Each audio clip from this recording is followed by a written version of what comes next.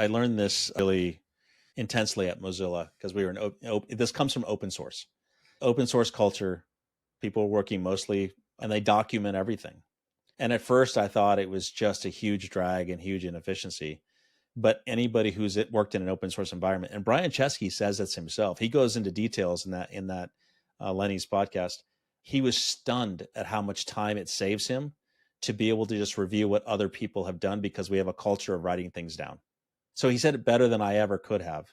I'm still not saying it as good as Brian says it, but this culture of writing down your assumptions, this culture of constantly referring to them allows anybody to come in and come out and put a comment asynchronously on it.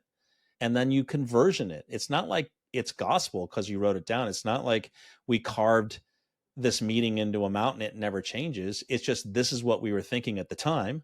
Oh, wow. We were really thinking that assumption?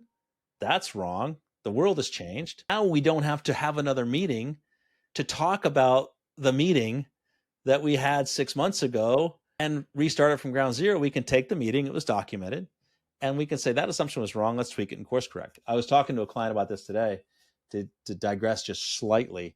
And I think AI is going to help this a ton because all these note takers, I use Fathom, for example. I just realized that's what these note takers are doing. We're talking, it's taking notes for us. So I don't even have to take, so it's a huge burden to write things down. And then I have to challenge that assumption. Is it a burden to write things down? Because you just install Fathom and you're not writing anything and your notes just get written for you.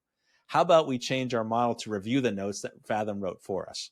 We have to change the way we're working because it's really more efficient to actually point people to the meeting notes.